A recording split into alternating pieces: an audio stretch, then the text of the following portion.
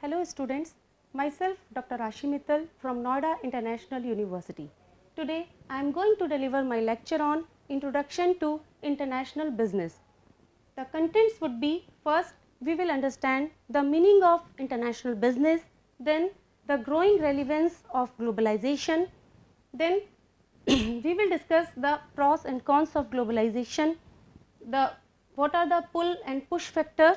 Next would be what are the problems we face while we do international business, then the international orientations, then comes what are the drivers and restrainers to international business, then we will discuss what are the strategic decisions we should take while we do international business. So, first we will take what is the meaning of international business. International business field is concerned with the issues facing by government, companies and institutions in dealing with all types of cross border transactions. In other way we can understand the international business.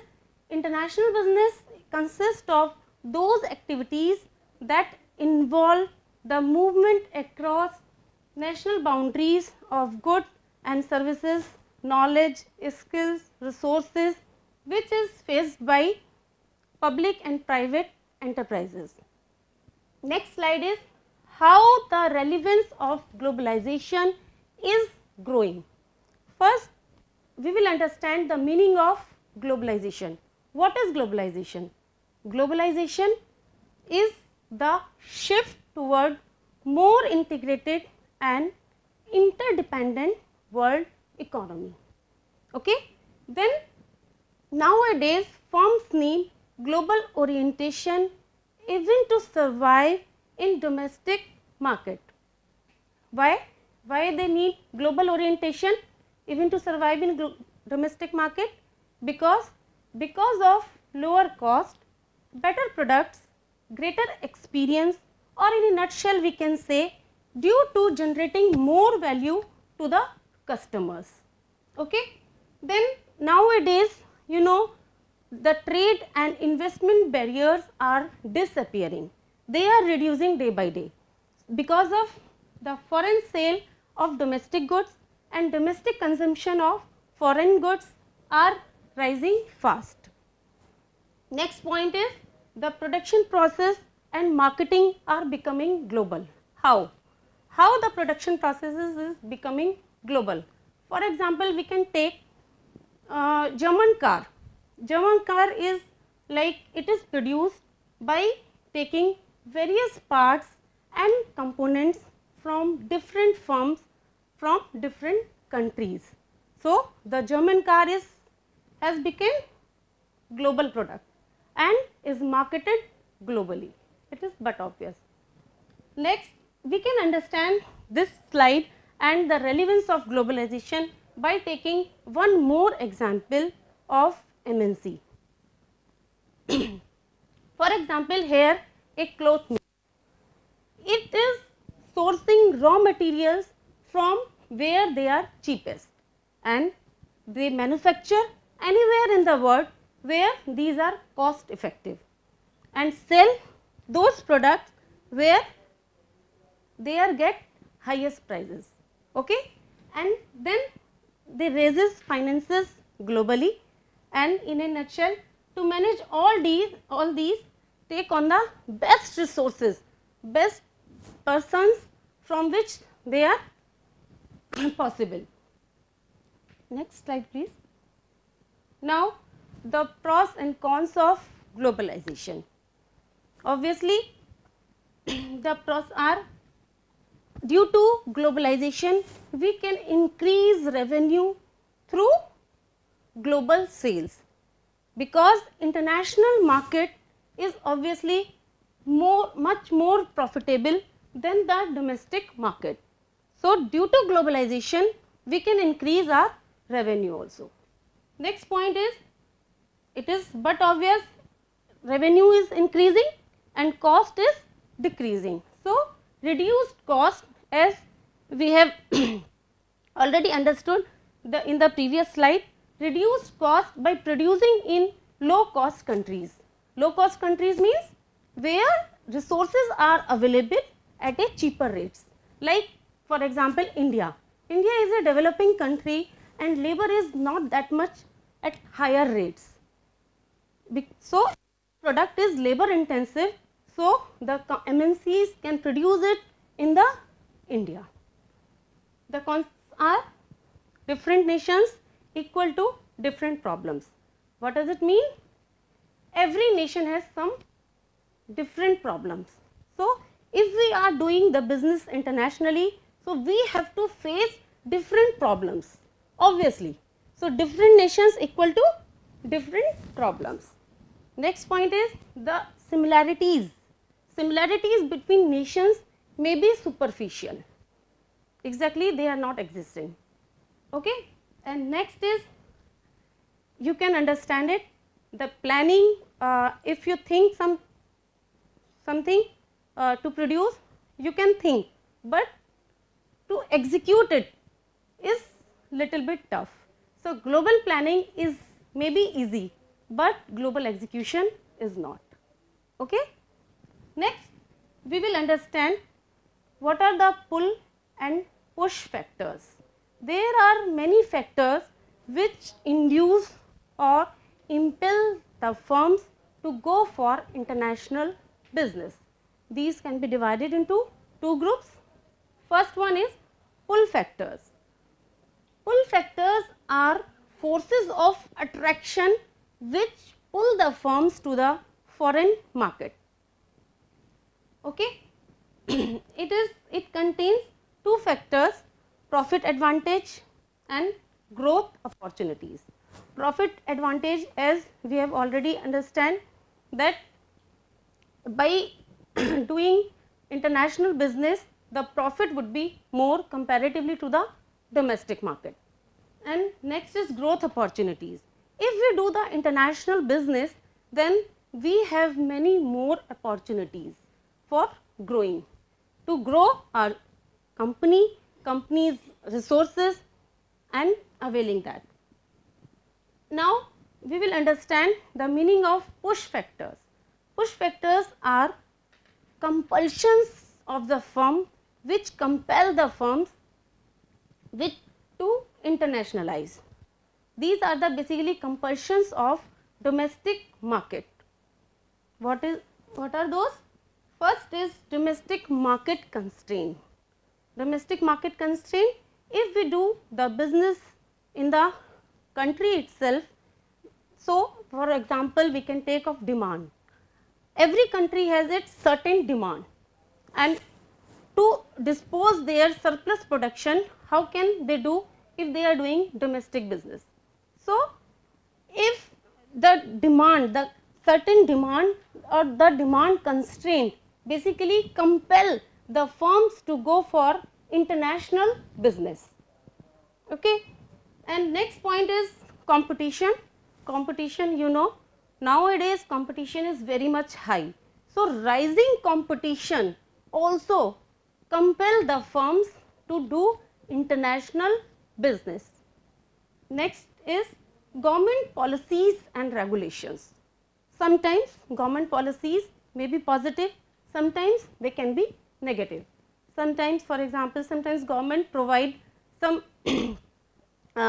investment, or government is interested or provide incentives to do export business and foreign investment in foreign countries. Sometimes government is very much interested in importing development and investment in country, in own domestic country. Okay. Now we will understand, next slide please, what are the problems we face while we do international business. Because here we are understanding ki every firm has to do international business, should have global orientation, but many problems we have to face while we do international business. Most important problems are like political and legal, obviously political and cultural. Indian culture is different comparatively to the UK culture. Language is also a barrier while we do the international business. Currency unit, you know it. Marketing infrastructure, trade and investment restrictions, high cost of distance, business practices. So, here are some important problems, although we face many other problems, but here are major problems. Now, we would like to understand the international orientation. What is international orientation?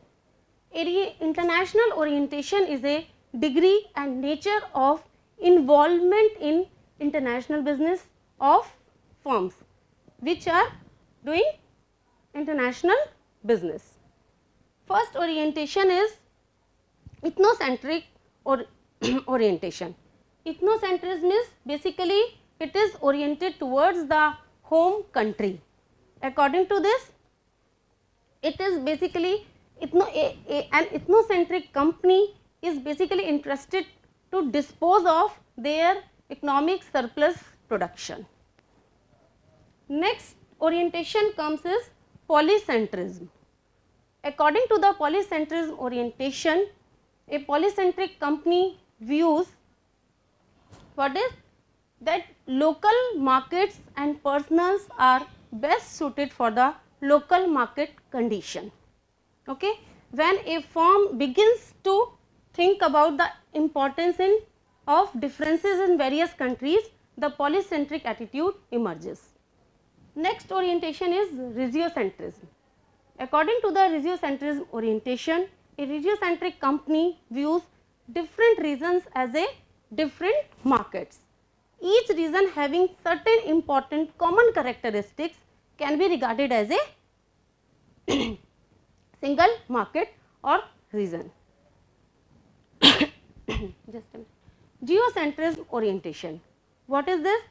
According to this orientation, a company views like it consider the whole world as a single market. It develops a subsidized market mix by projecting a uniform image of company and its objectives. So, these are 4 international orientations, or we can say EPRG framework. Here it is EPRG framework. Next slide. Now, different drivers and restrainers. What are the drivers? Which drives towards globalization. Here are some factors which drive or some factors which restrain the globalization. Driving forces are, first one is economic policy liberalization. For example, revolutionary economic changes in China. Next is growth strategies of MNCs. MNCs basically link their objectives and resources to the world market opportunities. Next factor is technological advances. You know, technology is advancing day by day, so it drives towards the globalization.